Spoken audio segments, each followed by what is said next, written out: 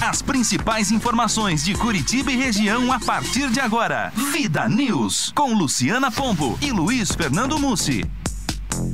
Muito boa tarde. Neste momento, 3h04. Está no ar o Vida News de hoje. Hoje é quarta-feira, dia 24 de abril de 2013. Hoje é dia do agente de viagem, dia do boi, dia do penitenciário, dia do samurai e também dia do chimarrão. E o Adir Chuvisky me lembra que hoje é dia do rádio. Viva o dia do rádio! Parabéns ao Vida News e a todos da Rádio Vida. Obrigada, Adir. Bom dia, boa tarde, na verdade. Bom dia, boa tarde, boa noite. Boa noite, tudo, bom tudo pra você. Não importa onde você esteja, se é dia, tarde ou noite, onde você tá ouvindo a gente, boa tarde, boa noite, bom dia, sejam bem-vindos. E feliz dia do boi. Eu gosto do boi, principalmente assado, é uma maravilha. Você sabe que o Ciro Júnior me disse a mesma coisa quando eu falei que hoje era dia do boi? Boa tarde, Ciro. Boa tarde, Luma. Um churrasquinho, uma costela é bom demais, né? Vai bem. Sou só eu que não como carne aqui, não tem jeito. Luciano, é que você não sabe apreciar, cara. Não, realmente você tem uma não ideia, sei né? Ela come carne. bem passada, assim, daí não tem graça. Não, bem passada não. Torrada. Exato. Por isso que você não gosta de carne. Não faço a mínima questão de peixe carne. Come, peixe. Peixe sim, peixe frango, eu gosto. Tal. Só o peito do frango. Só carne o peito branca, é melhor branquinha, mesmo. tranquilinha. Bom. Vamos lá. 3h05, está no ar o Vida News. Acompanha agora os principais destaques do dia. Manchetes do dia. E hoje vamos começar com ele, Rogério Ataíde, é com você. Gastos das famílias com saúde no Brasil aumentam em 54% em apenas uma década. É um assunto complicadíssimo, é muito difícil a forma como se faz saúde no Brasil, tanto com relação à saúde particular, como também, obviamente, no SUS, no Serviço Único de Saúde. Lamentável, muitas vezes as pessoas tendo que enfrentar filas gigantescas, acordar de madrugada para esperar lá na fila. Agora, se tem dinheiro, se tem condições financeiras, parece que tem que pagar cada vez mais para conseguir ser atendido. E ainda corre o risco de não ser bem atendido. Aliás, por falar nisso, amanhã, quinta-feira, é dia dos médicos que são conveniados a planos de saúde pararem também. 3h06. 15 mil professores de Curitiba e região metropolitana cruzaram os braços hoje por conta da manifestação nacional por melhores condições de trabalho. No Paraná, são 80 mil servidores de educação que aderiram à paralisação, segundo o sindicato da categoria.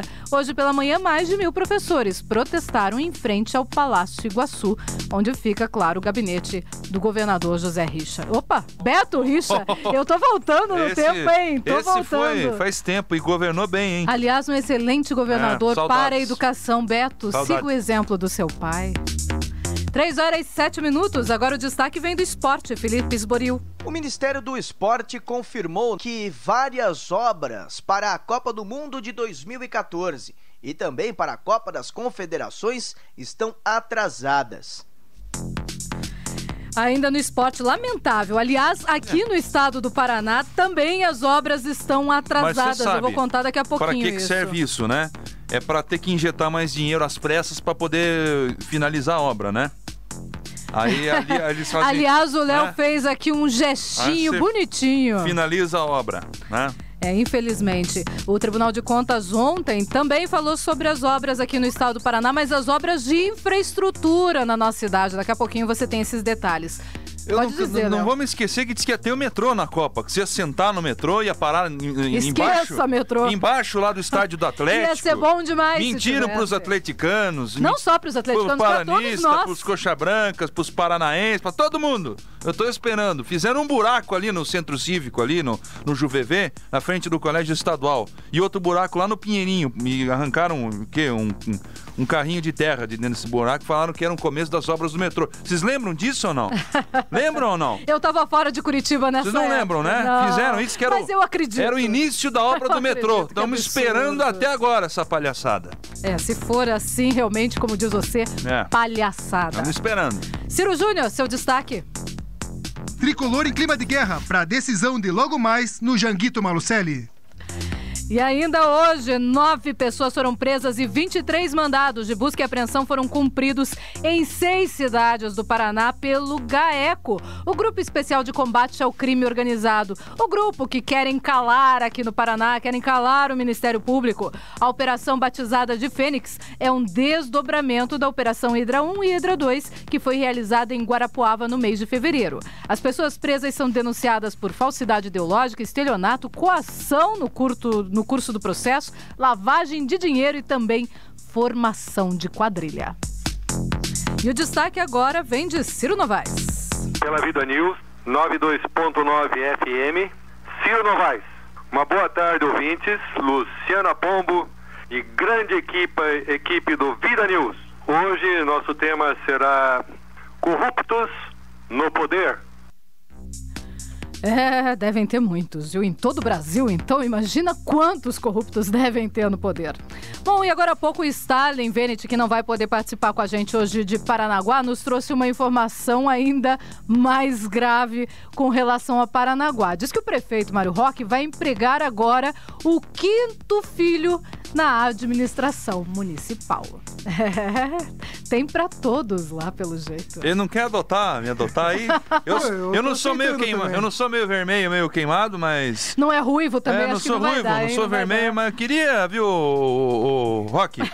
Não, é um homem de família ele, né? Esse é o verdadeiro homem de família. Você sabe que agora eu acabei de lembrar, lembra numa campanha política que colocaram um certo governador no Palácio Iguaçu e as luzinhas do Palácio Iguaçu iam acendendo e iam apagando. E as pessoas iam dizendo, boa noite, fulano, isso, boa noite, fulano. Assim. Tá igualzinho, agora tá acontecendo o mesmo pelo que diz aqui o nosso correspondente em Paranaguá. Além dos filhos, tem também denúncia de cunhados, de enteados, né? Tá uma Nora, bagunça, tá uma coisa de louco. Vamos lá.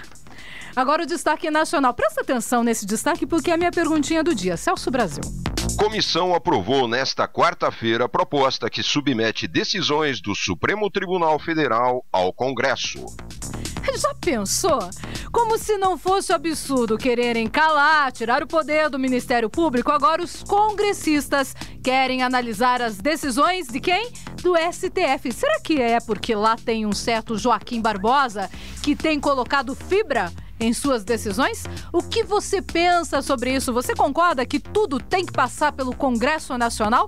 Participe com a gente, 3029-9290 é o telefone para a sua participação ou pelas redes sociais, Facebook e Twitter. A partir de agora, os nossos canais estão à sua disposição. 3h11, estamos no ar. Vida News. Tempo e temperatura. O ar mais seco cobre o estado do Paraná e garante uma condição geral de tempo ensolarado com temperaturas em gradual elevação, tanto durante a madrugada como também no período da tarde. Durante a tarde, aos poucos, temos de volta a sensação de calor e aquela sensação de frio durante as madrugadas também vai diminuindo à medida que o ar mais seco vai ganhando reforço de ar quente vindo da parte centro-oeste do país. Temperatura máxima por volta dos 21 graus em Curitiba, 26 graus no litoral e o interior tem temperatura em torno dos 27 a 28 graus na parte oeste, 26 a 27 graus na parte norte e na região central temperaturas entre 24 e 25 graus. A quinta-feira começa com mínima de 10 graus na região de Palmas, 13 graus em Curitiba, 14 graus em Palotina e durante a tarde novamente em tempo ensolarado e temperaturas elevadas. O quadro muda somente no final de semana quando uma nova frente fria de fraca intensidade passa pelo sul do país. Previsão do tempo, uma parceria Agência Rádio Web e Somar Meteorologia. Para mais informações, acesse o nosso site tempoagora.com.br. De São Paulo, Márcio Custódio. Vida News. Trânsito. Um carro e uma moto bateram agora há pouco no Jardim Social, na rua Rafael Papa, nas proximidades da Avenida Afonso Pena. Tem um ferido no local, portanto você que passa na região do Jardim Social, muito cuidado neste momento. O trânsito está lento, não está bloqueada a pista, mas o trânsito está muito lento ali na região da rua Rafael Papa, nas proximidades da Avenida Afonso Pena. 3h13. Vida News. Aeroportos.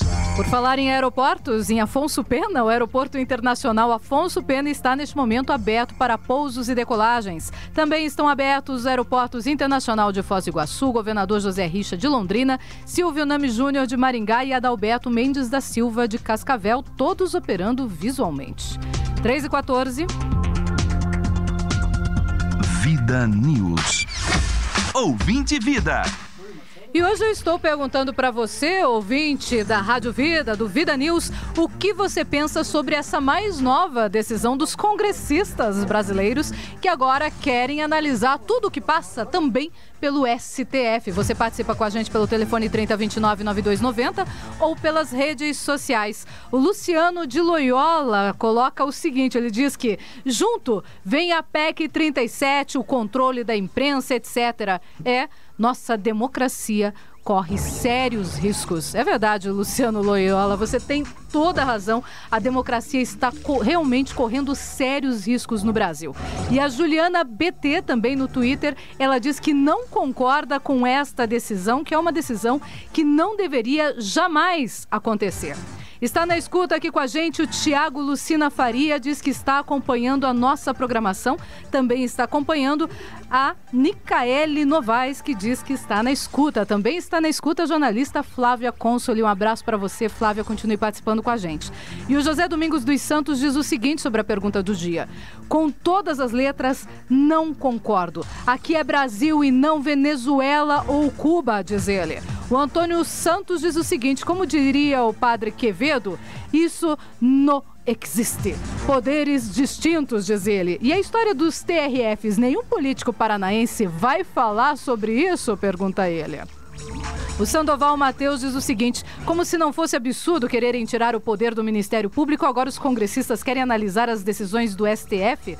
Pergunta formulada desta forma me parece que não é tão imparcial, diz o Sandoval Mateus. Olha, Sandoval, eu tenho minha opinião sim sobre esse assunto, mas você pode ou não concordar. Basta que você fale e eu vou dizer o que você pensa também aqui no ar. E o José Domingos dos Santos diz o artigo 90 da Constituição fala por eles e por todos. Cabe tão somente ao Poder Judiciário decidir sobre estas questões. É a opinião do José Domingos dos Santos. Você também, claro, sempre pode participar. Pode usar nosso telefone 3029-9290 ou as redes sociais. 3h16. Vida News. Entrevista. Faltando pouco mais de uma semana para a 7ª edição, ou agora pouco mais de alguns, são quantos dias? Nós estamos agora no dia 24, ocorre no dia 27, então 3 dias para a 7ª edição. Paranaguá Fight anuncia um cardápio completo e promete sacudir o litoral paranaense com duelos internacionais. Nosso entrevistado neste momento é o Marcelo Albino, ele é o organizador desta competição e é com ele que a gente vai conversar. Marcelo, boa tarde. Boa tarde, muito obrigado pela oportunidade de estar divulgando mais uma vez. Agora, Marcelo, conta pra gente o que vai ter exatamente no Paraná Fight. São lutadores de UFC, é isso, né? É isso aí, o Paraná Fight é um evento que já acontece há 9 anos e no Paraná Fight ele já revelou grandes lutadores que estão no UFC. Como exemplo mais recente, o John Lineker, de Paula, que faz parte do card do UFC, além de Felipe Sertanejo, Michael Falcão, Munio Adriano, do Bellator, Jadson Costa, do UFC África, entre outros lutadores que começaram no Paraná Fight e hoje em dia estão disputando em grandes eventos, né? E terão um card de 10 lutas. Dentre essas lutas terá um desafio internacional contra um argentino, Pablo Javier Lampa, contra Evandro de Oliveira, que após o nosso evento vai lutar no Jungle Fight também. E dentro dos destaques dessas lutas também tem o Fernando Duarte Guerra, que participou no passado do TUF Brasil na seletiva, né? Esses são, além de outros lutadores que também vai lutar também um paraguaio também justamente contra o Fernando Duarte Guerra, né? Além de outros lutadores que de São Paulo e de Curitiba, que depois do nosso evento vão estar participando de Jungle Fight, do Bellator também, né? Tradicionalmente, esse evento ocorre aqui no litoral paranaense ou ele vai em cada local, em cada um desses países que participam aqui da América Latina? Então, o Paranaguá Fight nós fazemos 2 edições por ano, né? 2 por ano? 2 edições por ano. Ano passado nós fizemos uma edição em maio e outra edição em outubro. Neste ano, daí nós vamos fazer uma estrutura que vai, na verdade, vai ser um divisor de águas, porque nós já vamos estar indo para um outro nível de profissionalismo. Que nós já temos para Paranaguá, já temos um evento fechado para dezembro. E temos 3 outras cidades interessadas em levar o nosso, vamos dizer assim, o nosso círculo do MMA para outras cidades que eu não posso revelar ainda, né? Ainda é segredo. Ainda é segredo. Passando aí, eu já pedi depois do evento 2 semanas, eu quero tirar umas férias e vai entrar na pauta, vou me reunir com o pessoal aí e logo vamos estar divulgando. Ok, o Ciro Júnior quer fazer uma pergunta, Ciro. Marcelo, por exemplo, assim, o Walid Ismail, que é o promotor do Jungle Fight, ele sempre fala para todo mundo que ele não admite lutador amarrão, que ele quer, mesmo que o amarrão ganhe, ele não coloca de novo no seu torneio. O que você acha disso? Se você tem alguma conversa com seus lutadores sobre isso, que o lutador tem que dar show mesmo pra galera? Não, perfeito. Olha, dentro da estrutura do nosso evento, de toda a estrutura, vai ser um show, mas como eu falo, quem faz o espetáculo é o atleta. É o atleta que ele tem que perder peso, ele passa fome. Hoje eu falei com um dos lutadores, Evandro de Oliveira. O Evandro tá fraco, estava quase desmaiando, mas tem que aguentar até a pesagem da sexta-feira. E realmente, a nossa preocupação em nosso evento é com o show que o atleta tem que dar. Nós arrumamos 10 lutas e todos os lutadores, passamos na lista, são todos lutadores strikers. Ou seja, são lutadores que vão para cima, não vai ter eliminação, vai ter nocaute. É isso que o povo quer ver, né? Ainda mais que tem, nesses confrontos, tem uma participação bem importante que você destacou, que é essa questão da rivalidade também Brasil-Argentina. Isso daí, é isso que nós estamos precisando, essa rivalidade, né?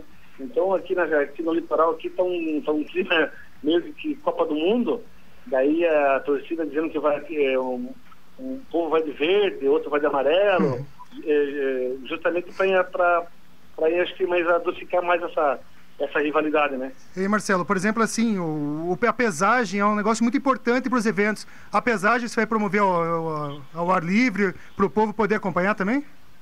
Então, a exemplo do ano passado, que nós fizemos ao ar livre, nós temos hotéis, temos outras empresas aqui que eles têm essa ideia de fazer a pesagem no lugar fechado, mas o ano passado fizemos em frente à Fundação de Turismo, um lugar totalmente aberto, então causou um caos no trânsito, e o povo quer isso, o povo quer ver o ar livre, né? Então hoje, da mesma forma do que outras edições, vai ser ao ar livre. Uhum. Ok, o Paraná Fight acontece durante o dia inteiro? Paranaguá?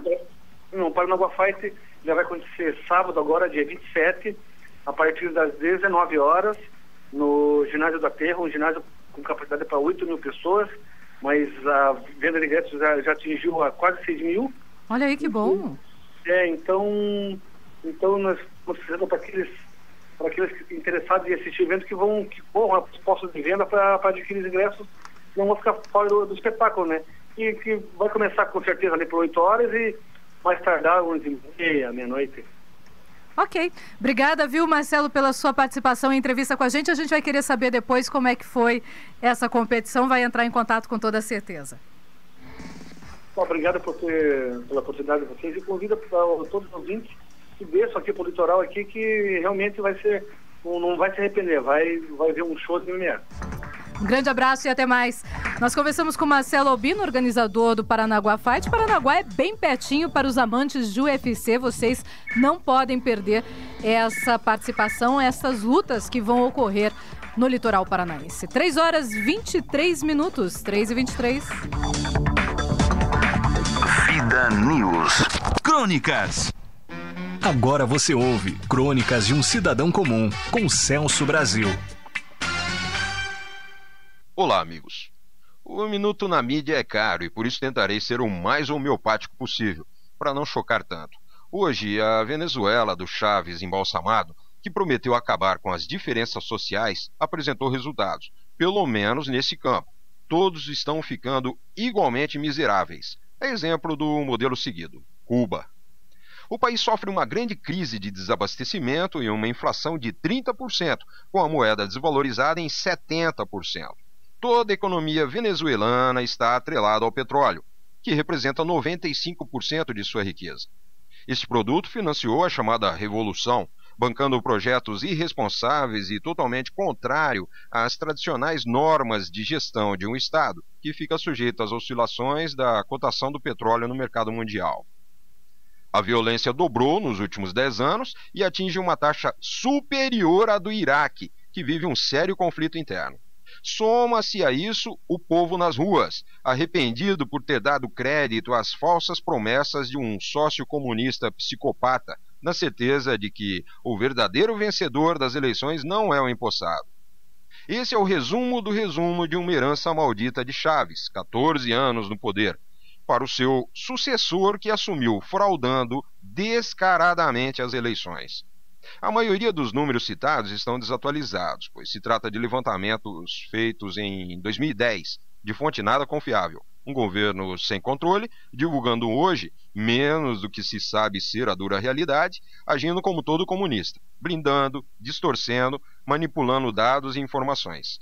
Em fevereiro de 2007, Chávez ameaçou estatizar os supermercados, alegando estocagem para provocar aumento de preços. Não assumia a inflação e tentou contê-la por decreto, regulando preços, desobedecendo a secular lei de mercado e justificando: se eles continuarem violando os interesses do povo, eu vou tomar os açougues e os supermercados. Observem bem, ele afirmou, abre aspas, eu vou tomar os açougues e os supermercados, fecha aspas, e reforçou, abre aspas novamente, eu estarei alerta, dê-me a primeira desculpa que irei estatizar o primeiro armazém, supermercado ou rede de distribuição de alimentos, fecha aspas, disse Chávez em pronunciamento na televisão, e estatizou.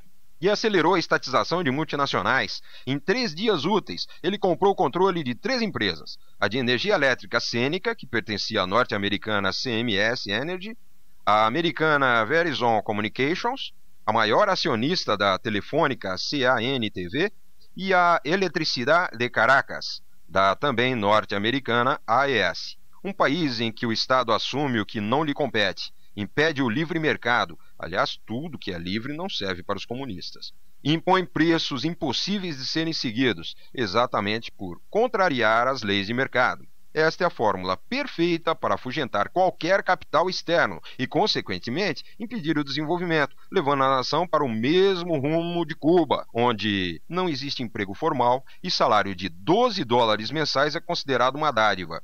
Um sistema que torna a população refém das migalhas que o governo oferece e não permite o sonho de ascensão profissional e social, a estagnação decretada, a desesperança, a falência social. Coitados, não? Agora que os preparei, venho com a novidade. Os mentecaptos que compõem o Foro de São Paulo, central de inteligência do PT, inteligência entre aspas, é claro, projetam que, caso a inflação persista nos próximos meses, e todos os especialistas são unânimes em afirmar que sim, o governo deve tomar medidas radicais, começando pela estatização dos grandes supermercados que pertencem a grupos transacionais de varejo. O colega jornalista Jorge Serrão informa em seu artigo de 22 de abril, abre aspas, tal ameaça é ventilada por alguns membros radicaloides do Foro de São Paulo, que colaboraram diretamente na campanha e fraude eleitoral que botou Nicolás Maduro na presidência da Venezuela, fecha aspas.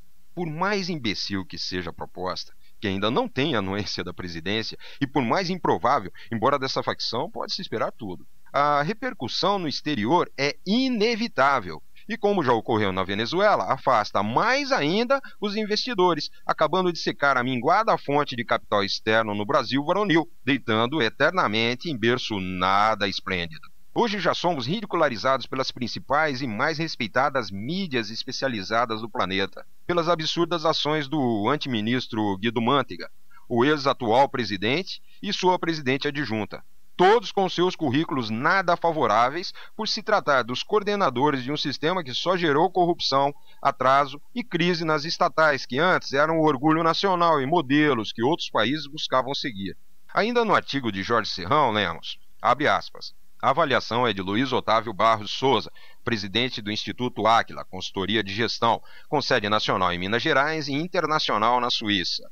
Diz Luiz Otávio. Os gráficos demonstram que as vendas caíram em volume, mas que as companhias aumentaram suas receitas. Ora, isso só foi possível com aumentos de preços, o que alimenta a inflação e pode estagnar o consumo. O custo do Brasil não deixa o país crescer, por mais que haja estímulos a diversos segmentos econômicos. Fecha aspas. E Luiz Otávio ainda completa explicando que as ações devem ser voltadas para o corte de gastos e investimento em infraestrutura. Pois bem, o governo está fazendo exatamente o contrário, inchando a máquina pública, abrindo novos ministérios para abrigar os aliados, e preocupando-se em investindo em infraestrutura de países quebrados pelo comunismo. Um bom exemplo é o Porto de Cuba, enquanto os brasileiros ficam a ver navios, sujeito ao inevitável apagão no fim do túnel. Meu tempo está acabando e concluo repetindo o que todos já ouviram pelo menos uma vez. Nada está tão ruim que não possa piorar. Comunismo é assim, quebra seu Estado, iguala a condição social do povo, deixando todos na miséria, afugenta o capital externo, tira a liberdade da população e da imprensa, implanta-se a corrupção, patrocina a impunidade, aumenta a criminalidade e mantém a população refém, sem armas para protestar e exigir seus direitos. É isso, simples assim. Ah, por favor, último a sair, apague a luz. Até a próxima. Crônicas de um Cidadão Comum, com Celso Brasil. Vida News.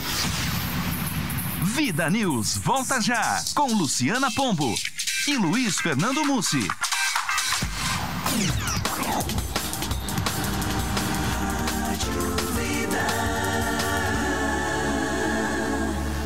O parceiro a seguir apoia culturalmente a programação da Vida FM Sat. Fundação Exclusiva Educativa 92.9. Vida News. Saúde. Fundação Exclusiva. E vamos direto agora ao Ministério da Saúde. Lá está Hudson da Silva. Hudson, boa tarde. Boa tarde, Luciana. Boa tarde, ouvinte da Rádio Vida FM. O Hospital do Trabalhador, aí em Curitiba, é um dos 22 hospitais de grande porte incluídos no SOS Emergência, criado pelo SUS do Ministério da Saúde. O programa vai qualificar o atendimento nos maiores hospitais brasileiros. Com a chegada do programa, muita coisa vai mudar no Hospital do Trabalhador. Equipes treinadas vão acolher os pacientes e avaliar o nível de gravidade e de urgência no atendimento. O fluxo de internação será mais ágil e a gestão de leitos mais eficiente. Até 2014, os 40 maiores pronto-socorros em 26 estados e o Distrito Federal estarão incluídos no SOS Emergência, que é parte da rede Saúde Toda Hora. Outros serviços de saúde oferecidos pela rede são o SAMU 192, UPA 24 horas, salas de estabilização, serviços da atenção básica e melhor em casa. Do Ministério da Saúde para a Rádio Vida FM, Hudson da Silva. Boa tarde, Luciana. Até amanhã. Boa tarde, Hudson. Até amanhã, se Deus quiser. E ainda falando sobre saúde, aqui no Paraná, 39 casos de gripe foram registrados. A maioria das ocorrências está concentrada aqui em Curitiba, na região metropolitana, e também em Maringá, Foz do Iguaçu e Londrina. Os dados são resultados de um monitoramento realizado pela Secretaria de Estado de Saúde em parceria com outras unidades. Foram confirmados 19 casos de H3N2, 12 casos do subtipo B, 6 de H1N1 e 2 do subtipo A. A campanha nacional de vacinação, para quem ainda não foi se vacinar, termina no dia 30 de abril. Até agora, 1.100.000 pessoas foram imunizadas aqui no Paraná, ou seja, 52% apenas da meta estabelecida pelo Ministério da Saúde. 3h34. Vida News. Giro de reportagem. E ainda saúde. Quem traz as informações agora é Rogério Ataíde, que o custo do setor de saúde aumentou 54% na última década. É com você, Rogério. Boa tarde, Luciana Pombo, Luiz Fernando Mussi, ouvintes e toda a equipe do Vida News. Usuários de plano chegam a 48,7 milhões ou 25% da população. O gasto das famílias brasileiras com saúde subiu em 54% em apenas 10 anos. Em 2002, o brasileiro gastou 110 bilhões de reais para pagar remédios, serviços como planos de seguros de saúde. Neste ano, os gastos devem chegar a 169, meu Deus, a quase 200 bilhões de reais em saúde. Os Os dados fazem parte da pesquisa do Instituto Data Popular. O levantamento foi feito em março, com 2.004 brasileiros em 57 cidades. Os entrevistados foram questionados nos últimos 15 dias anteriores, em que a data da pesquisa haviam recorrido aos serviços públicos de saúde no país. Segundo Renato Meireles, ele é sócio-diretor do Data Popular, nos últimos anos houve considerável aumento no número de usuários de planos de saúde por 2 fatores: o aumento do mercado formal e a expansão da classe média.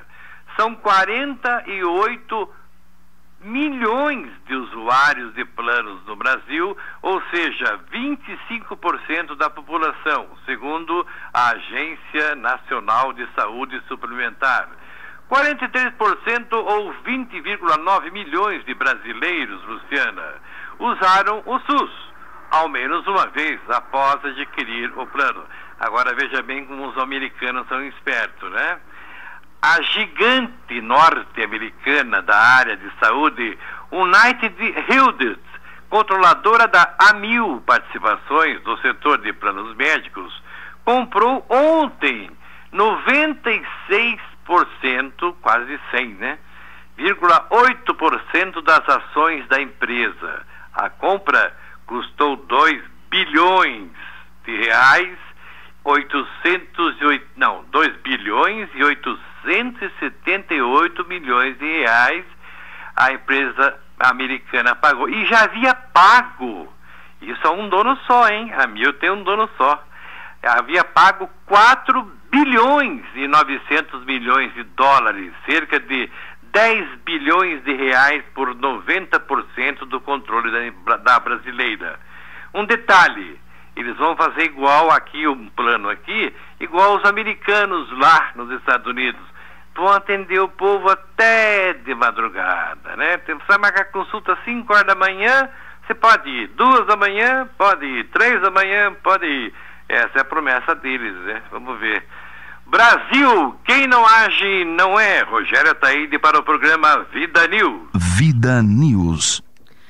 Valeu, Rogério, 3h38. E hoje eu estou perguntando para você, ouvinte da Rádio Vida, o que você acha dos congressistas quererem agora analisar todas as decisões que são tomadas pelo STF. Você concorda com esta decisão, com esta especulação até dos congressistas? Participe com a gente. O telefone é o 3029-9290 ou então pelas redes sociais. O Saulo Moraes Tosta diz o seguinte: ridículo mesmo. A coisa já tá feia. Mudando isso aí, podemos largar os bets. É a opinião do Saulo.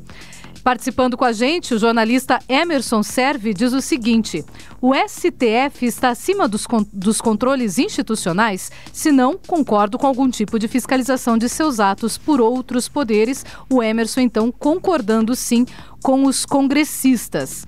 E outra manifestação aqui do Valdir Ferreira Júnior, ele é locutor, aliás, trabalhei com o Valdir, um abraço para você, Valdir. E ele diz o seguinte: é extremamente lamentável olhar para a cena política deste país e não conseguir acreditar na restauração da mesma cena. Olho para o Congresso e vejo uma grande latrina, diz ele. Que me perdoem deputados sérios daquela casa, que por aí são raríssimos e que não conseguem fazer a diferença exatamente por serem raros. A salvação da nossa pátria, diz ele, me parece utópica. Eu espero que não, viu, Valdir? Eu ainda acredito muito, ainda tenho essa ideologia de que as coisas podem mudar, podem melhorar. E falando sobre aquele assunto que a gente estava dizendo aqui, Léo, com relação ao metrô, o ciclista, ele diz o seguinte aqui: ciclista ao vivo é como ele se nomina no Twitter. Aliás, outra classe em Curitiba que sofre, hein? Que sofre bastante. Lembra das ciclofaixas, das lutas Tem que todas? pedalar no meio dos biarticulados nessa cidade. Mas aqui. tem a promessa do Gustavo Fruit que espero que seja cumprida. Vamos ver o que ele vai fazer, né? Porque o Dutti não fez nada. Só pintou uma rua lá e falou que era. Bom, ele diz o seguinte: lembro que ali no JuVV colocaram equipes de trabalhadores de camiseta azul para fazer medições próximo da canaleta. Isso. E ele continua. E estes chegavam no comércio local e falavam que era o início do metrô. Isso. O que aconteceu? Ele perguntou. No máximo vai pintar um ligeirão por aí. Isso. Cavucaram um buraco ali, arrancaram um balde de terra lá de dentro. Aí botaram a placa bem grande, Luciana. Você não estava aqui, você não lembra? Eu não estava aqui. Aqui se iniciam as obras do metrô de Curitiba. Que beleza, propaganda tudo aceita. Eu falei, vamos andar de metrô nessa cidade aí e não vai demorar, né? Porque o negócio já tá funcionando, já começou as obras, né? E vamos ver lá, se você for consultar, acho que arrancaram aí uma lata de terra de dentro do chão. E essa foi a obra do metrô. Agora tiraram a placa e pronto. Né? É triste, eu dou risada, mas realmente aliás, triste. Na minha opinião, essa obra de metrô cavucado é uma bobagem, né?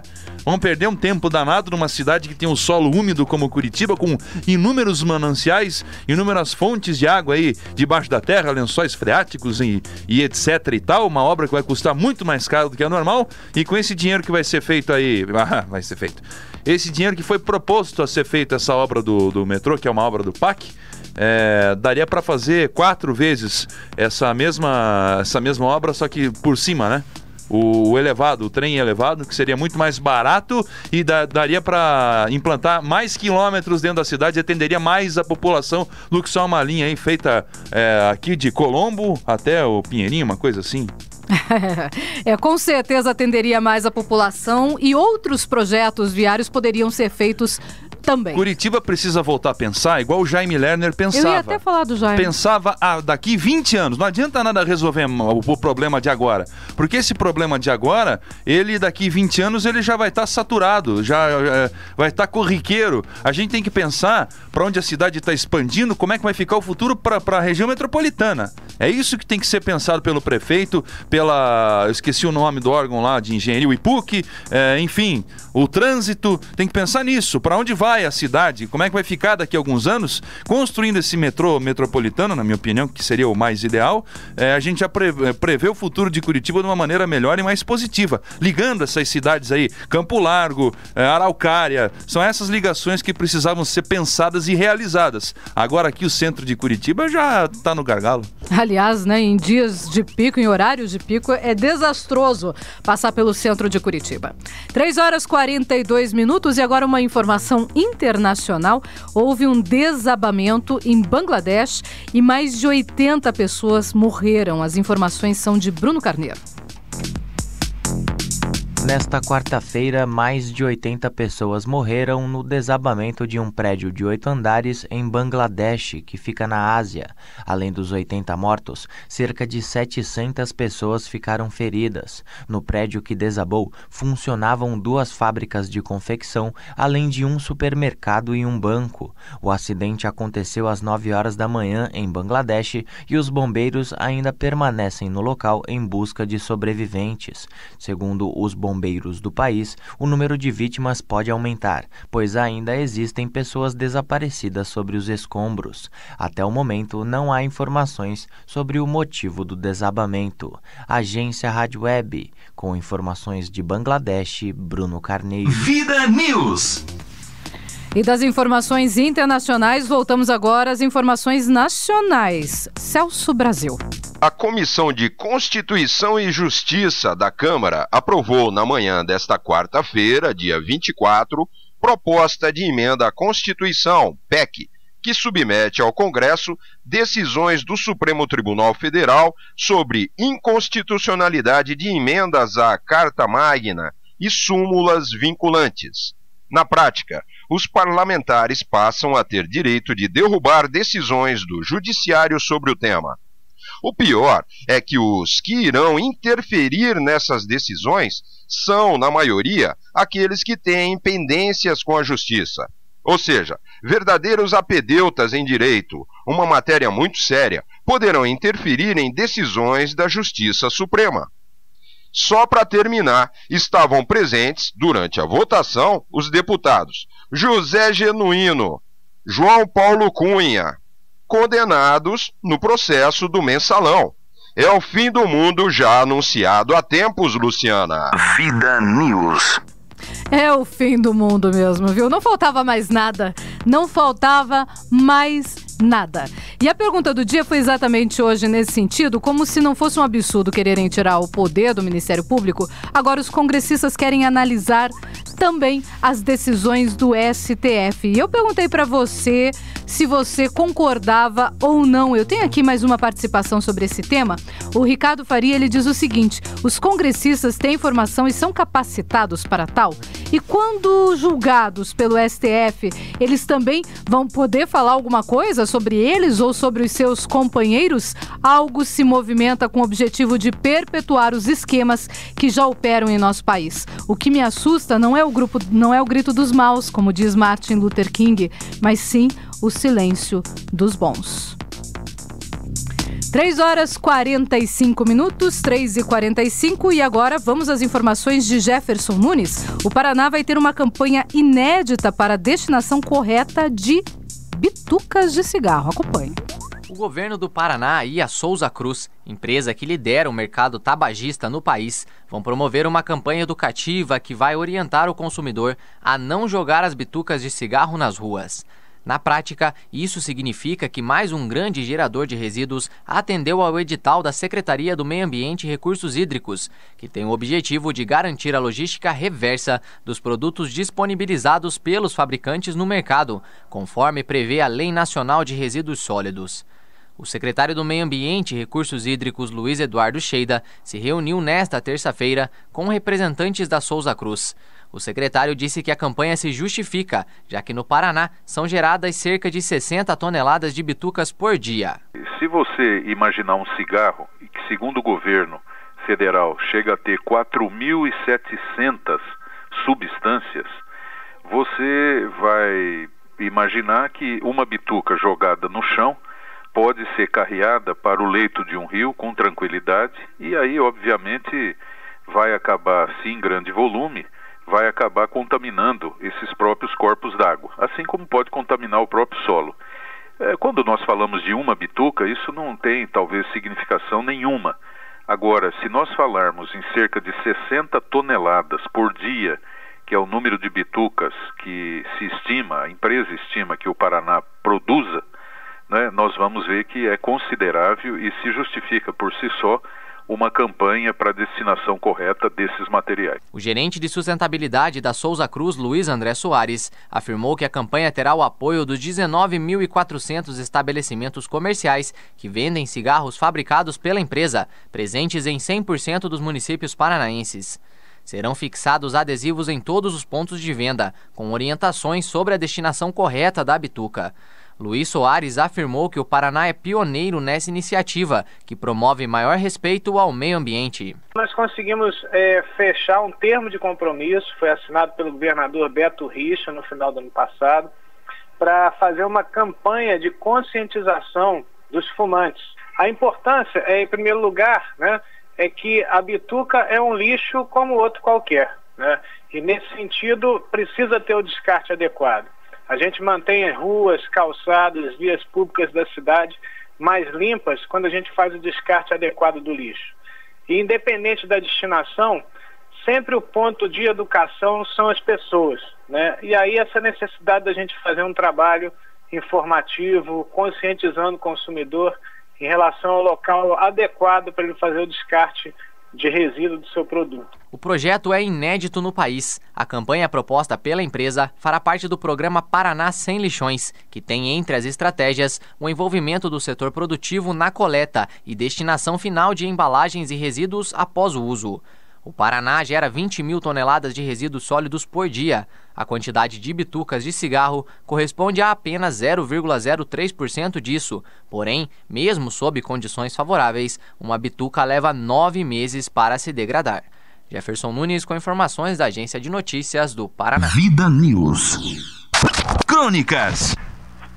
Em um país que um governo é representado por um partido político que tem em suas mãos quase 80% do Congresso Nacional, controla sindicatos, ONGs, UNE, amplo apoio de poderosas organizações como FEBRABAN e Fiesp, uma rede enorme de jornalistas e ex-jornalistas simpáticos, ou mesmo pagos pelo governo, torna-se cada vez mais difícil lutar contra essa maioria e mesmo muito mais difícil tem sido se manifestar de qualquer forma contra esse bando de quadrilheiros amplo e confuso que sustenta o grupo no poder. E não se está aqui a falar apenas de críticas filosóficas ou profundamente políticas, não. Até porque não há, nessa grande rede de alianças que governa o Brasil, um pensamento claro e definido sobre a estratégia de governo.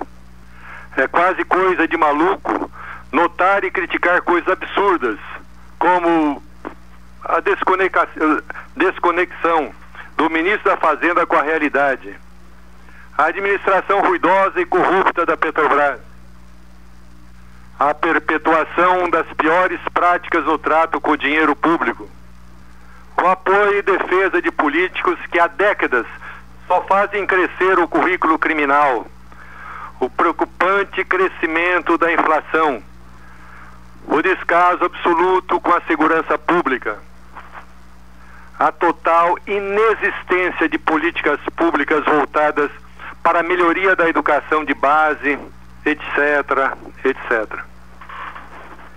São inúmeros os defeitos desse governo, como é de se esperar de um Estado tão gigantesco, desnorteado e sem autocrítica necessária. Quando surgem vozes dissonantes aqui e ali, mesmo em termos comportamentais ou culturais, a turma entusiasta desse aglomerado já tem na ponta da língua o conjunto de chavões para desacreditar os ousados e irresponsáveis que não seguem aquela corrente. São reacionários. Se a gente insistir na crítica, então é fascista. Contestou ainda mais, somos nazista, elitista, antipatriota, higienista e inimigo do povo. É contra essa intolerância à opinião, à crítica ideológica e factual, ao direito de pensar diferentes que o grupo Pátria Amada Brasil e muitos outros grupos, blogs e sites se levantam. Erros e denúncias a apontar. Exageros e ações inaceitáveis não faltam a esse desgoverno e ao pensamento político que guia as suas ações. Aqui, Ciro Novaes. Me aguardem. Vida News. Entrevista. E o atentado em Boston, nos Estados Unidos, mexeu com a mídia internacional. Foi um atentado horrível, muitas pessoas acabaram morrendo e foi um atentado promovido possivelmente por um rapaz. O que, na verdade, diz que seriam 2 irmãos, um deles nega, portanto, no mínimo um deles participou ativamente destas explosões que ocorreram lá. Mas um brasileiro estava presente e acabou assistindo parte deste atentado e é com ele que nós vamos conversar agora, ele que foi testemunha ocular do atentado de Boston, Marcelo Knapik. Boa tarde. Boa tarde. Marcelo, me conte o que você visualizou, o que você viu realmente durante esse atentado. Primeiro, para entender um pouquinho a história dessa maratona, na segunda-feira era como se fosse o dia do patriota aqui nos Estados Unidos. Hoje começou a revolução que levou à independência dos britânicos. E aqui em Boston se comemora com essa maratona. E, como te falei, dia de folga, feriado, eu tenho um hobby que é tirar fotografia. Eu vim tirar fotografia dessa maratona. E a minha sorte, eu tirei a fotografia em várias partes da maratona. Quando eu estava chegando próximo da linha de chegada, eu acabei desistindo de ir até a linha de chegada, porque em Boston é difícil estacionar, o trânsito é meio complicado, é como de Curitiba.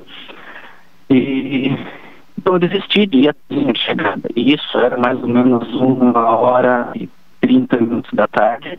Se tivesse ido, eu estaria na linha de chegada tirando fotos onde a bomba acabou estourando. Bom, eu não cheguei a ver a bomba em si estourando, mas no último momento eu acabei desistindo de tirar fotografias lá e acabei indo para casa. Quer dizer, você estava no meio de uma maratona quando tudo isso aconteceu. Foi um susto, com certeza, Marcelo? Com certeza, né? Que, tipo, eu estava indo para casa com o rádio ligado e nós escutei notícia que a bomba tinha estourado no centro de Boston, na maratona, da linha ligada. Na hora eu pensei, era para eu estar lá. Aí eu tinha amigos lá, né? Amigos correndo, outros amigos tirando fotografia. E logo depois das bombas cancelaram as torres de celular. Porque a polícia ficou preocupada que eles estavam detonando as bombas via celular, com dispositivos eletrônicos. Hoje eu tentava ligar para os amigos que estavam em Boston e não conseguia, o celular não funcionava, não atendia. Então, assim, foi um momento de pânico, porque ninguém sabia o que estava acontecendo na realidade. Você disse que chegou a ver uma bomba explodindo, chegou até a fotografá-la. Você chegou a ver também o desespero no rosto de muita gente e com certeza algumas pessoas que acabaram morrendo no local. Eu não cheguei a fotografar a bomba explodindo, porque eu não estava muito próximo da linha de chegada. Mas o pânico é geral, né? O pânico falou praticamente a noite inteira. Uhum. Depois de tudo isso, você chegou a conversar com amigos, com pessoas que estavam ali? Ah, sim. E assim, foi um estado de choque, né? Tipo, logo depois não sabia o que tinha acontecido, se era atentado, se era algum transformador que tinha explodido, se era algum problema elétrico, ninguém sabia o que estava acontecendo, só sabia que teve explosão, estava todo mundo correndo para todos os lados. E a sua família, como é que recebeu a notícia? Todo mundo se desesperou, ligou para você aí em Boston? Como é que foi, Marcelo? A primeira coisa que eu fiz foi mandar um recado para eles, né, que avisando que se eles escutassem alguma notícia, eu estava bem, estava em casa. Graças a Deus. E aí um outro detalhe que aconteceu de eu também estar bem próximo foi na terça-noite, quando os dois principais suspeitos mataram um policial em uma faculdade em Cambridge, que é do lado de Boston, e eles mataram um policial lá, onde começou toda essa perseguição, né, em Boston. E eu estava num restaurante muito próximo desse local, e era em torno de 10h30, mais ou menos 11 horas. Eles cancelaram todos os metrô, trem, táxi, e não tinha ninguém, pedindo todo mundo ficar dentro de casa. Tinham 10 carros de polícia na rua, e eu não sabia o que estava acontecendo até então. E eu tinha estacionado perto dessa faculdade, que é a MIT. E era mais ou menos meia-noite e meia, quando eu estava indo para casa, fui até meu carro. O que eu vi foi 50, 60 carros de polícia indo em direção ao bairro, né, em direção distante de Boston, para outra cidade do Watertown, onde teve a troca de tiros. E essa cidade fica no meu caminho para ir para casa. E quando eu estava passando perto dessa cidade, eu cheguei a escutar os tiros. Uhum. E parecia assim, eu não estava perto, parecia assim, fogo de artifício. E eu resolvi mudar de caminho, de rota, e tirando 500 carros de polícia e parecia som de tiro, uma coisa assim. Eu resolvi mudar de rota, peguei uma rota maior, mas assim, fugi do tumulto. E quando eu cheguei em casa, fui lá na internet, eu já começando a caçar os suspeitos do atentado. Quer dizer, foi ali que você percebeu o que estava acontecendo? Exatamente. Uhum. Você estava nos dois momentos cruciais aí para a vida de Boston. Exatamente, perto. Assim, Gente, aí na sexta-feira, que foi o dia que Boston ficou fechado, digamos assim, sitiando, era pânico total, não estava deserto, não tinha ninguém na rua, tinha 9 mil policiais procurando esse rapaz. Um dos rapazes morreu na quinta noite na troca de tiros. Uhum. E o outro fugiu, ficou escondido na cidade de Watertown. E praticamente cercaram essa cidade com 9 mil policiais, estavam revisitando casa por casa até encontrar. E realmente foi assim uma operação de guerra, polícia altamente armada, e carro anti-choque, anti-bomba, todos os níveis de polícia da cidade, estadual, federal, o exército, estava todo mundo. Todo mundo lá. Realmente parecia a cidade em guerra, assim mesmo. Uhum. Ok, Marcelo, obrigada, viu, pela sua entrevista e participação aqui com a gente. Boa sorte para você aí em Boston. Espero que você não participe de nenhuma outra cena como essa por aí, viu? Porque não é muito prazeroso. Com certeza não. Um grande abraço para você. Obrigada, viu, pela participação com a gente aí, direto de Boston. Nós falamos com o Marcelo Knapp, ele foi testemunha ocular do atentado de Boston e ligou para a gente direto de lá. Possivelmente estava em Skype, por isso a ligação não ficou tão boa, mas você ouviu exatamente tudo que ele presenciou lá nos Estados Unidos. 4 horas, 1 minuto. Vida News. Esportes. E vamos começar pelo Paraná Clube, Ciro Júnior. Então, Luciano, o Paraná Clube tem muito em jogo na partida de hoje contra o São Bernardo. Além, lógico, da vaga para a segunda fase, o futuro do técnico Toninho Cecílio e a de alguns jogadores serão definidos depois do jogo de hoje, né? O Toninho Cecílio faz aquele mistério todo que ele é característico, tá entre o 3-5-2 e o 4-3-3. Se for no 3-5-2, infelizmente, é de novo um tiro no pé, que não foi bem contra o Cianorte. Ele colocou o 4-3-3 no segundo tempo, o Paraná Clube virou, mas o provável time que ele já deixou claro que deve jogar será com 3-5-2 mesmo, com Luiz Carlos no gol, Gabriel Marques, Anderson e Alex Alves. O meio com Neto, Zé Luiz, Ricardo Conceição, Lúcio Flávio e Gilton. E o ataque com o Reinaldo de novo, com Carlinhos e o Reinaldo. Outra coisa interessante do Paraná Clube é que finalmente foi assinado, o Atlético Paranaense vai jogar nas Vilas no Campeonato Brasileiro e na Copa do Brasil. Parabéns. Como dizia já o Léo ontem, vai jogar nas duas, né? Na Vila Capanema e na Vila Olímpica. Exatamente, o bom senso prevaleceu, né, Luciano? Não tinha como o Atlético jogar... Ainda bem. E outra coisa que eu não entendo, o torcedor paranista, alguns torcedores paranistas que estão mandando mensagens, tudo, dizendo que são contra o Atlético alugar a Vila. Não tem cabimento. O Paraná Clube, precisando de dinheiro, vai tirar mais ou menos 2 milhões de reais no pacote inteiro dos 19 jogos. Não tem como reclamar, tem que pegar esse dinheiro e ficar feliz, é verdade. Às vezes a rivalidade cega os torcedores. Veja... Tudo depende de uma conversa e de um acerto correto. Muitos torcedores do Atlético criticam aí os torcedores, os sócios do Curitiba e a diretoria do Curitiba por não emprestar o Couto Pereira para o Atlético Paranaense. O termo não é nem emprestar, o termo é alocar. Lógico. Então toda locação tem seu preço, todo estádio tem seu preço.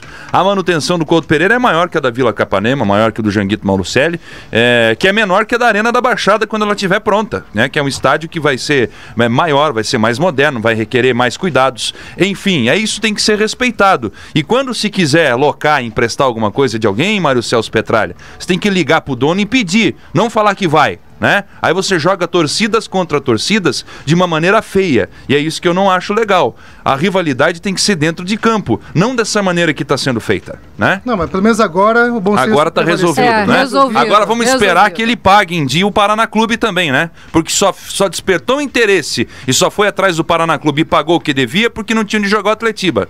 Né? É que foi uma celeuma grande que, segundo o Atlético Paranaense, quem devia para o Paraná Clube era a CBF, né? E daí, como a CBF não pagou, o Atlético, para poder jogar nas vilas, teve que pagar. Teve que pagar para locar lá. Curitiba, Léo. Fala do Coxa, que tem pouca notícia nesse meio de semana aí, que enfrenta o time do Londrina no final de semana. Mistério para saber se vai o time completo, se não vai, como fica, como não fica. Aí os jogadores do Curitiba já declararam que querem pegar o Atlético nas fases finais, né? Na fase final do Campeonato Paranaense. Já gerou aquele desconforto por parte dos jogadores do Londrina, da equipe do Londrina.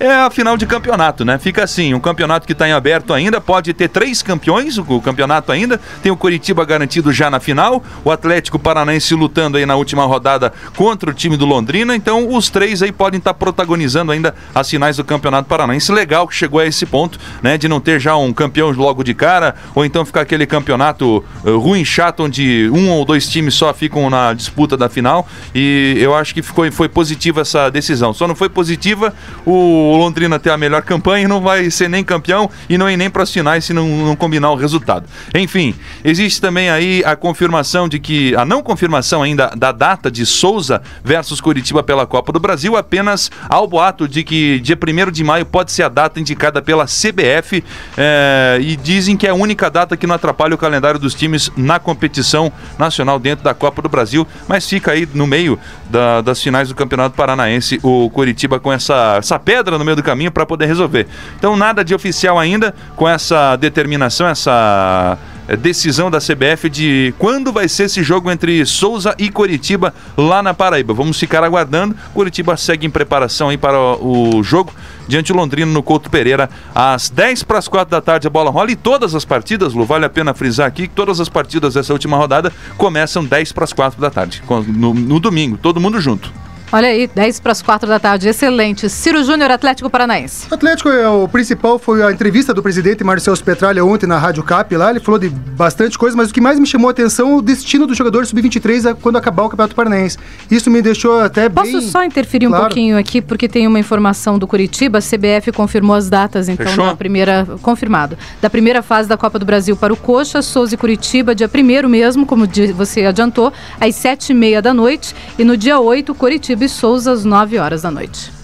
Ok, Ciro. Então, por exemplo, segundo o Marcelo Petralha, acabou o Campeonato Paranaense, quem o Ricardo Drubski puxar para o time titular ficará no Atlético, os outros jogadores vão fazer uma excursão para a Europa, vão fazer 2 excursões, a Yokohama Cup e na Alemanha e a Zad Osmanovski Cup na Holanda, e depois disso os jogadores serão emprestados para times da Série C e da Série D do Campeonato Brasileiro. Ou seja, os garotos estão se matando, lutando, suando a camisa, para depois fazer uma experiência, uma isso temporada. Foi triste, né? Aliás, bem na triste de ouvir. terceira e na 4ª divisão. Só que às vezes é inevitável. O time sub-23 tem 30 atletas. O Ricardo Drubski falou que deve subir 7. E os outros 23 jogadores não podem ficar também parados na conta do Atlético, né?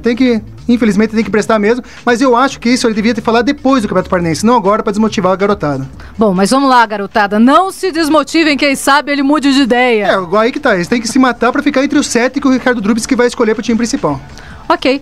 Mais alguma informação, Ciro? Não, aposto então hoje no Paraná Clube, jogando em casa, 1-0. 1-0 no Paraná Clube, e você, Léo? 0-0. O Paraná Clube se classifica sem marcar gol em casa, sem tomar gol em casa. Vai ser uma retranca danada ali. E vamos ver o que vai acontecer também com o Toninho Cecílio, né? Situação chata essa no Paraná Clube. Bom, 2-0 pro Paraná Clube, então. 4h07, rapidinho. Vamos ouvir a matéria de Felipe Esboril, enquanto o nosso entrevistado se prepara aqui para a entrevista. O Ministério do Esporte confirmou que várias obras para a Copa do Mundo de 2014 e também para a Copa das Confederações estão atrasadas. O desenvolvimento de projetos, estádios, intervenções de infraestrutura e desenvolvimento não chegam a 25% do necessário. O balanço foi apresentado em Turim pelo governo brasileiro, durante um evento realizado pela FIFA, num esforço de atrair o interesse internacional pela Copa das Confederações.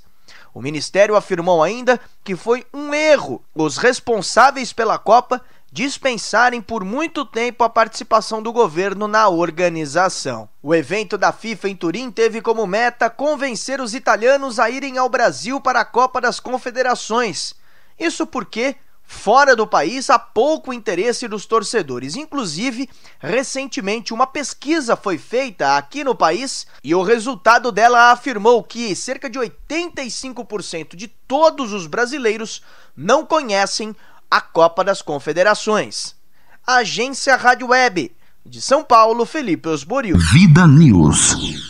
Muita obra, com certeza, que vai deixar de ser feita aí para a Copa do Mundo. O relatório que foi assinado ontem pela Comissão de Fiscalização do Tribunal de Contas coloca em xeque as pretensões paranaenses de ter melhorias no sistema de infraestrutura aqui da capital. De acordo com o conselheiro Artagão de Matos Leão, ele que é presidente do Tribunal de Contas, existem consideráveis atrasos nos cronogramas, o que pode inviabilizar a conclusão dos empreendimentos em tempo hábil. Aliás, vários atrasos. Segundo ele, pagamentos não foram efetuados e algumas empreiteiras chegaram a abandonar os canteiros de obras aqui na cidade de Curitiba.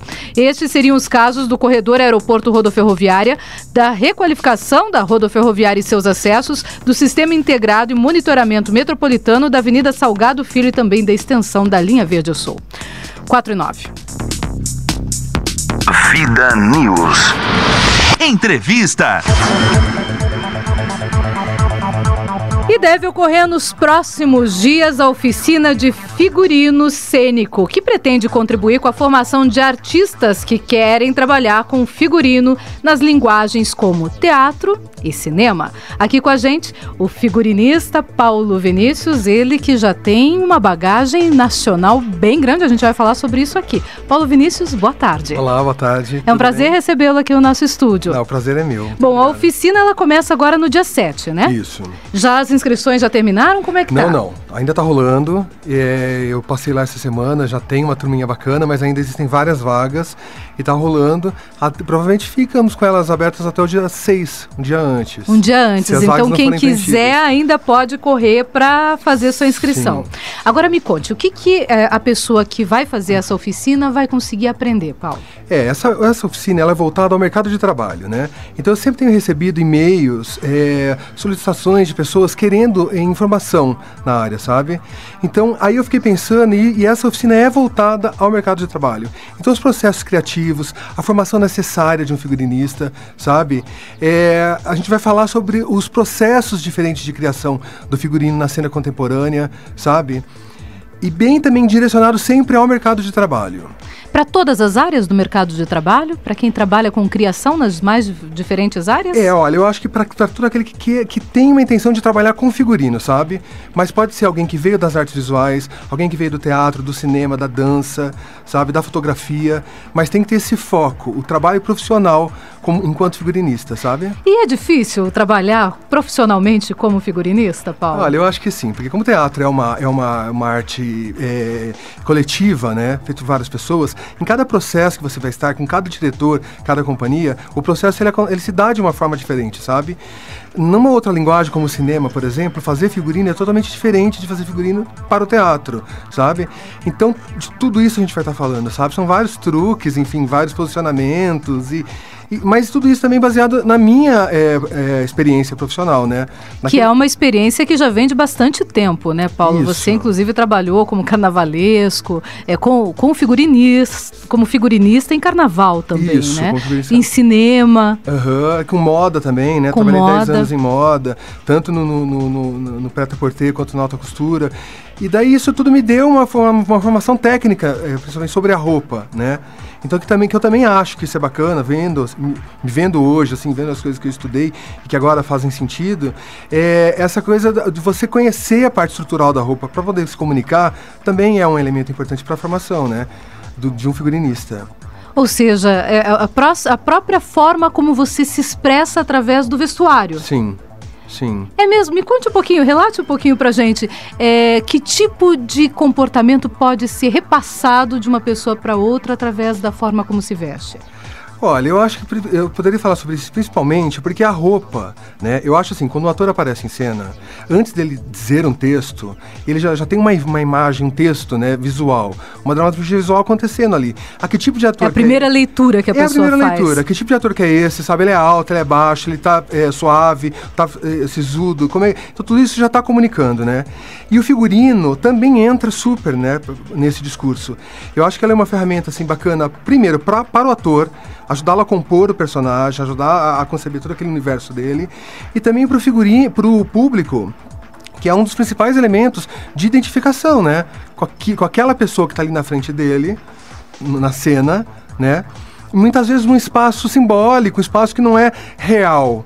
Então muitas vezes é através do figurino que o público faz esse link, sabe? Daquela pessoa com o universo que ela tá. Quer dizer, muitas vezes a gente pensa, quando está assistindo uma peça teatral, que tudo foi arquitetado, entre aspas, pelo próprio diretor, que está ali se movimentando e tal. Não, muitas vezes o diretor precisa se comunicar muito mais com o figurinista, até para saber passar exatamente o papel do ator naquela peça. Eu costumo ver assim um trabalho, um espetáculo, como fruto de um trabalho coletivo. Claro que sempre a partir das especificações do diretor, né? O figurinista, ele trabalha muito a partir das especificações do diretor, também trabalha com o cenógrafo, também trabalha com o iluminador e muito com o ator, né? Tipo assim, é também para aquele ator específico que ele está construindo um figurino, que tem um corpo específico, umas manias específicas, sabe? Uma movimentação naquele espetáculo específica. Então o figurinista, ele está sempre trabalhando em parceria com todas as outras áreas.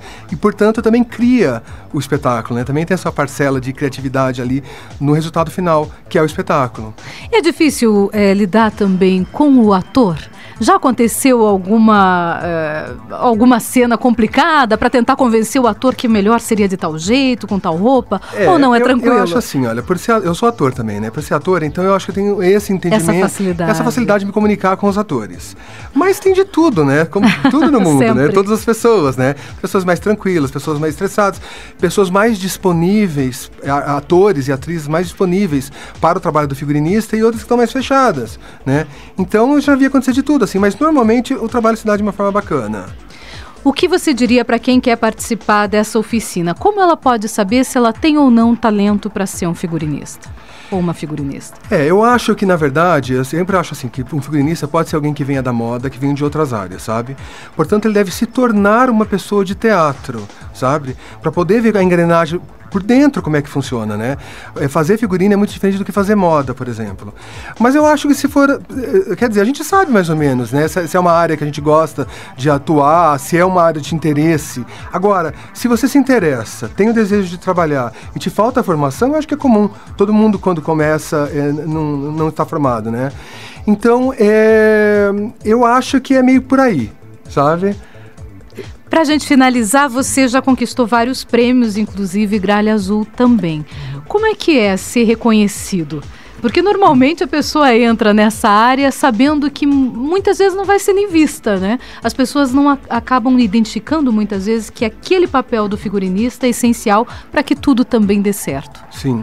Sabe que eu acho que no teatro, às vezes, um figurinista acaba até ficando conhecido, né? Assim, tipo, também é um nome que dentro da equipe os profissionais trabalham.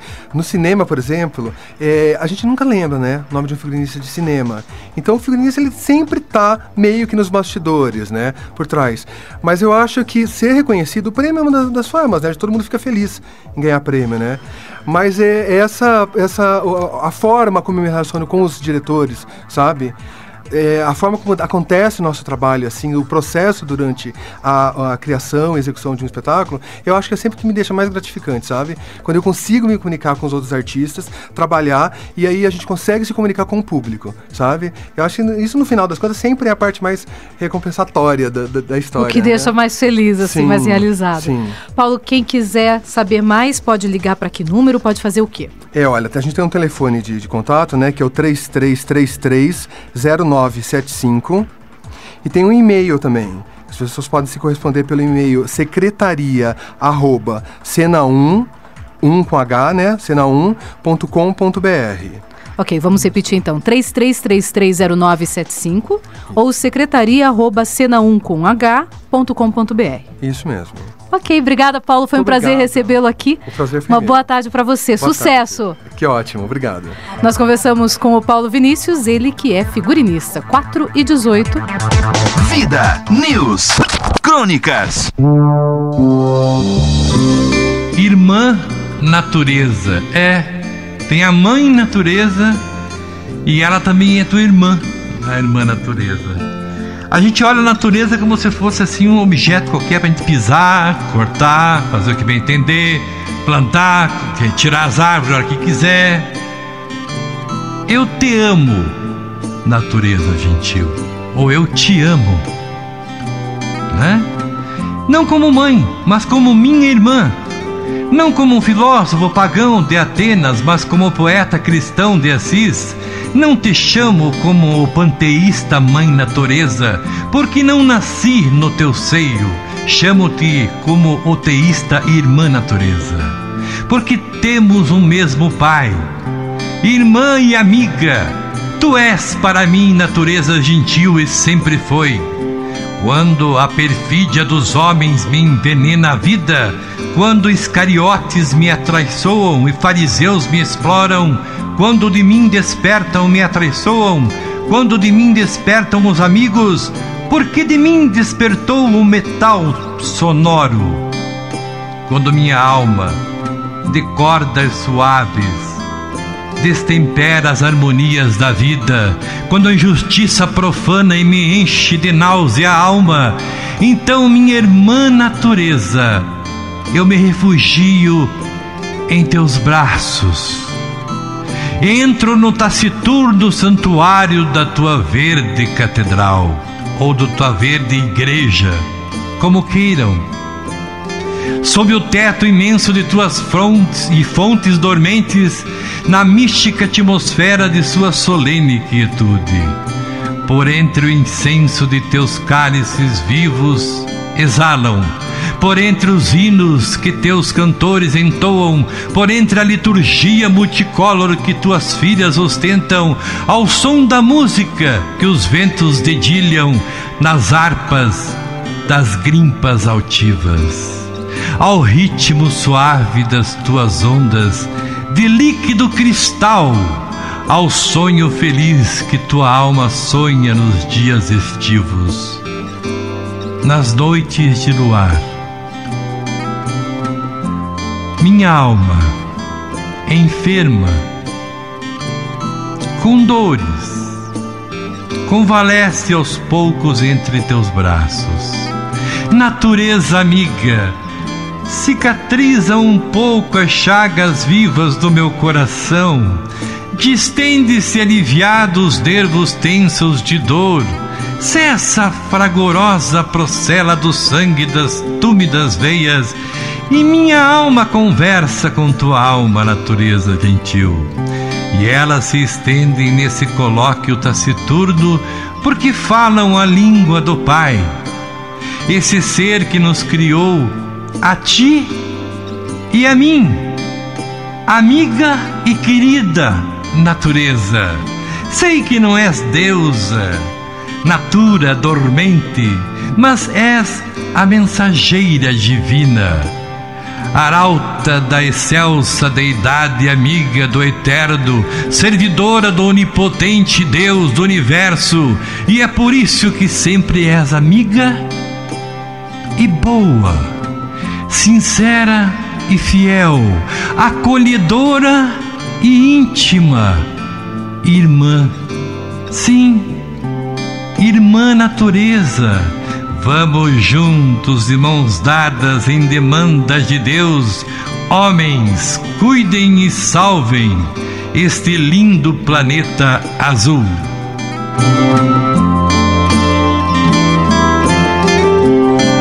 Vamos então, vamos lá. Boa tarde, Luciana Pombo e Luiz Fernando Mussi e toda a equipe do programa Vida News.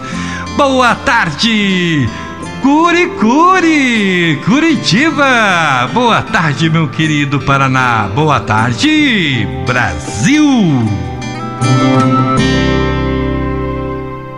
Vida News.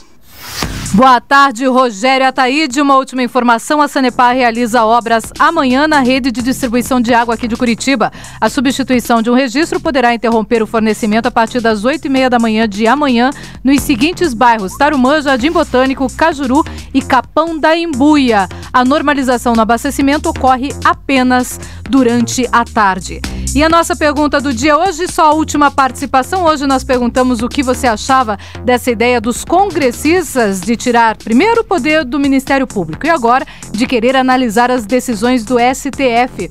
E o professor João Morozinski, ele diz o seguinte: a tia Jacira, da escola que estudei, disse que haviam 3 poderes no Brasil: o legislativo, o executivo e o judiciário, e que os 3 eram independentes. Um cria as leis, outro executa as leis e o terceiro manda todos os que não cumprem a lei, inclusive ele, para a cadeia. Será que perdi alguma coisa da aula de geografia?